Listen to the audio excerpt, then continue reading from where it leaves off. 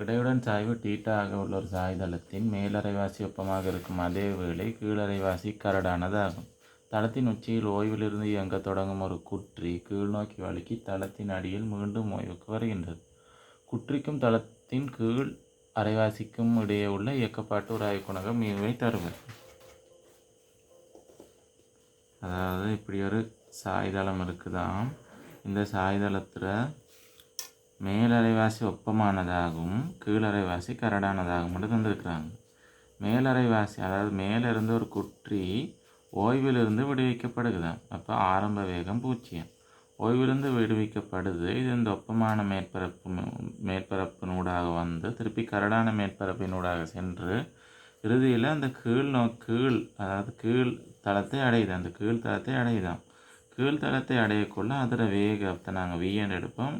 அது ஓய்வில் வந்து விழுதாம். அதாவது வேகம் 0 ஆகி வந்து விழுதாதான்.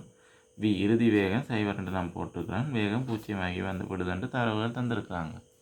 கேள்வி, இந்த கரடான மேற்பரப்புக்கு இருக்கிற உராய்வு குணகம் எவ்வளவு என்றதான் கேள்வி. ஒப்பமான மேற்பரப்புக்கு எப்படியும் உராய்வு இருக்காது. இந்த உராய்வு இருக்காது. எனவே உராய்வு குணகம் 0. கரடான மேற்பரப்புக்கு தான் உராய்வு குணகம் இருக்குது. எனவே அதை தான் கேட்டுக்கிறாங்க. இப்போ நாங்கள் இந்த ஒப்பமான மேற்பரப்பினூடாக வந்து இந்த கரடான ஒப்பமான மேற்பரப்பு ரெண்டும் சந்திக்கும் ஏரியாவுக்கு வரக்குள்ள அதில் வேகத்தை நாங்கள் V' வச்சுக்கொள்ளும்.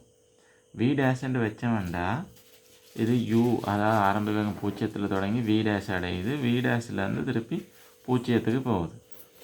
முதலாவது நாங்கள் இந்த கோணம் தீட்டாவில் இருக்குது. முதலாவது நாங்கள் இதில் இந்த குற்றியில் தாக்குற விசைகளை குறிச்சிக்கொள்ளும். முதலாவது கீழ் நோக்கி mg என்ற ஒரு விசை தாக்கும். அது புவியீர்ப்பு விசை. எல்லா நேரமும் தாக்கிக்கொண்டிருக்கும். இது ஒரு சாய்தளத்தின் மேலே இருக்கிறதால சாய்தளத்தின் மேற்பரப்பால் அந்த குற்றி மீது மறுதாக்கம் கொண்டு சாய்தளத்துக்கு செங்குத்தாக தாக்கும். அதை நாங்கள் R என்று குறிச்சிக்கணும். சாய்தளத்துக்கு செங்குத்தாக தாக்க போகுது ஒரு விசை வந்து அந்த விசை குற்றியால் சாய்தளத்தால் குற்றி மீது பிரயோகிக்கப்படும் விசை. எனவே குற்றி மீது தற்போது 2 விசைகள் பிரயோகமாகுது. ஒன்று புவியீர்ப்பு விசையும் மற்றது செவ்வன் மறுதாக்கம் என்ற 2 விசைகள். முதலாவது நாங்கள் விசைகளை அதாவது அந்த F=ma போட்டு பார்ப்போம். எங்கெங்கே சாய்தளத்தின் வழியேகவும் சாய்தளத்துக்கு செங்குத்தாகும். சாய்தளத்துக்கு செங்குத்தாக முதல்ல போட்டு பார்ப்போம். இங்கே இருக்குள்ள F=ma போட்டு பார்ப்போம். F=ma போட்டோம்னா நான் காட்டியிருக்கிற திசையில் ஆர்மூடுகள் இல்லை. எனவே ஆர்மூடுகள் 0. எனவே சமன்பாட்டுக்கு இந்த பக்கம் 0 வரப்போகுது. என்னென்னா ஆர்மூடுகள் 0. பிகாஸ் இயக்கம் இல்லை அந்த சாய்தளத்துக்கு செங்குத்தாக. மற்றது திணிவு என்னதாக இருந்தாலும் 0 பெருக்கப்பட்டால் 0 தான் வரப்போகுது. விசை என்னென்ன இருக்குன்னு பார்த்தோம்னா இந்த திசையில் R இருக்குது. அந்த திசையில் R. அடுத்தது mgட பிரித்த கூறண்டு இந்த திசையில் இருக்க போகுது. இந்த கோணம் தீட்டாண்டா இந்த கோணம் 90 - தீட்டா. இந்த கோணம் திருப்பியும் தீட்டா வரும். இந்த கோணம் மீண்டும் தீட்டா வரும். அப்போ அந்த mgயை நாங்கள் இந்த தீட்டா கோணத்தோடு மடித்தோம்னா வரப்போகிறது mg cos தீட்டா வரும். இதோட மடித்து இந்த திசையில் mg cos தீட்டா வரப்போகுது. mg cos தீட்டா வரும். இந்த mg cos தீட்டா நான் காட்டின திசைக்கு எதிராக இருக்கிறதால நாங்கள் -mg cos தீட்டான்னு போடும். எனவே R = mg cos தீட்டாவாக இருக்க போகுது. அடுத்தது சாய்தளத்தின் வழியே இந்த ஒப்பமான ஏரியாவில் தான் நான் கைக்கிறேன். சாய்தளத்தின் வழியே F=ma போட்டோம்னா அதில் உராய்வு விசை இருக்காது. ஒப்பமான தளம் தந்துருக்குறாங்க. எனவே இருக்க போகிற ஒரே ஒரு விசை இந்த புவியீர்ப்பு அது மேலே தாக்குற ஈர்ப்பு விசையால் வர கூறு தான் இருக்க போகுது. ஒரு கூறு இந்த திசைன்னா மற்ற கூறு அதுக்கு செங்குத்தாக இருக்கும். சாய்தளத்தின் வழியே இருக்க போகுது. இந்த கோணம் தீட்டாண்டா இந்த கோணம் 90 - தீட்டா. 90 - தீட்டாவண்டா இந்த 90 mg ஆனது mg என்ற விசையானது 90 sin θ என்ற கோணத்தோட மடிக்கப்பரப்புக்குள்ளே வரப்போகிறது. mg cos 90 - θ. mg cos 90 - θ சமன் mg sin θ. எனவே நாங்கள் இதை mg sin θ போட்டுக்கொள்ளோம். இந்த ஆரம்ப இடத்திலிருந்து இந்த இடைமுகத்துக்கு வரும் வரையிலான ஏரியாவுக்கு நாங்கள் சாய்தளம் வழியே எஃப்(m) பாவிக்கிறோம். அப்போ பாவிச்சோம்னா இருக்க போகிற ஒரே விசை mg sin θ வேறு விசை இல்லை.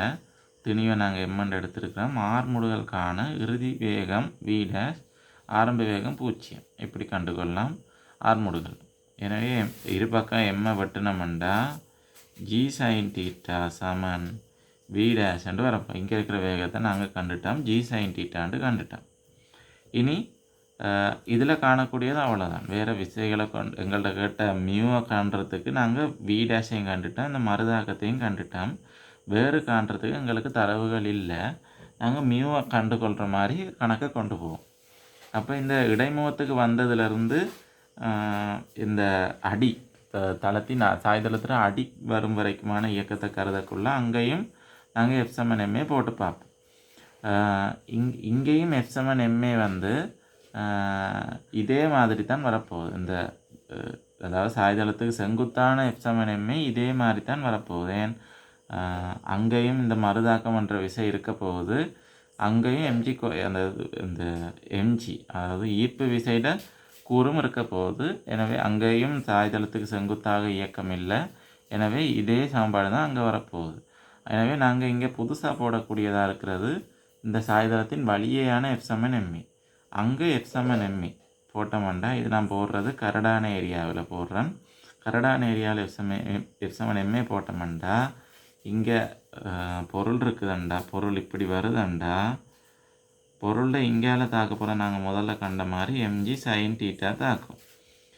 இங்கால தாக்க போகுது உராய்வு விசை எஃப் நான் போட்டுக்கலாம். அந்த உராய்வு விசை எங்களுக்கு தெரியும். உராய்வு விசை எஃப் சமன் என்னது? எஃப் சமன் மியூ ஆர். எனவே எஃப் சமன் இது அந்த கேட்கப்பட்ட மியூ தர ஆர். ஆரை நாங்கள் ஏற்கனவே mg cos θ கண்டு வச்சுருக்கேன். mg cos θ எனவே உராய்வு விசை mg cos θவாக இருக்க போகுது. அப்போ நாங்கள் அதாவது இங்கே நாங்கள் இந்த கரடான ஏரியாவில் இருக்க போகிற விசை இதுகளாக தான் இருக்க போகுது. அப்போ நாங்கள் காட்டிய திசையில் விசையை போட்டோம்னா mg sin θ விசை காட்டிய திசையில் இருக்குது. எனவே அதுக்கு நேரானதாக போடுவோம். இங்கே மறை எஃப்எஃப் வரப்போகுது. மறை எஃப்எஃப் ஏனெண்டா எதிராக இருக்குது. நான் காட்டிய திசைக்கு எதிராக இருக்குது.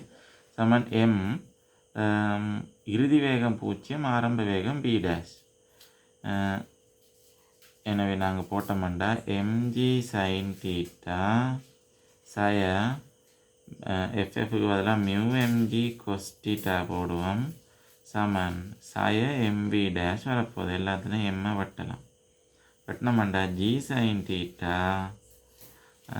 சய மியூ g cos θ சமன் சய v'. v' நாங்கள் கண்டிருக்கிறோம் என்னென்னா g sin θ கண்டிருக்கிறோம். v' நாங்கள் g sin θ கண்டிருக்கிறோம். ஏன்னா அதுக்கு g sin θ பெறுவது g sin θ சமன் மியூ g cos θ சய சமன் சய v'க்கு பதிலாக நாங்கள் சய g sin θ போட்டுக்கொள்ளலாம். இதுக்கு இங்கே சய ஒன்று வரும்.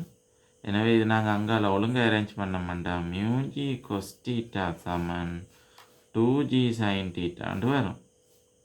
ரெண்டு பக்கம் ஜியை வெட்டினோம்னா இருக்க போகுது மியூ சமன் 2 sin θவின் கீழ் cos θ வரப்போகுது. அது சமன் 2 tan θ. எனவே மியூன்றது 2 tan θவாக இருக்க போகுது. முதலாவது விடையாக இருக்க போகுது. எனவே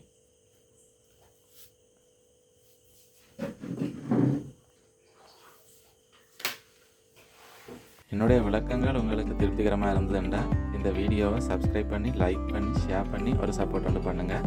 வீடியோவில் எதுவும் குறை நிறைகள் இருந்ததுண்டா கமெண்ட்டில் மறக்காமல் தெரிவிங்க.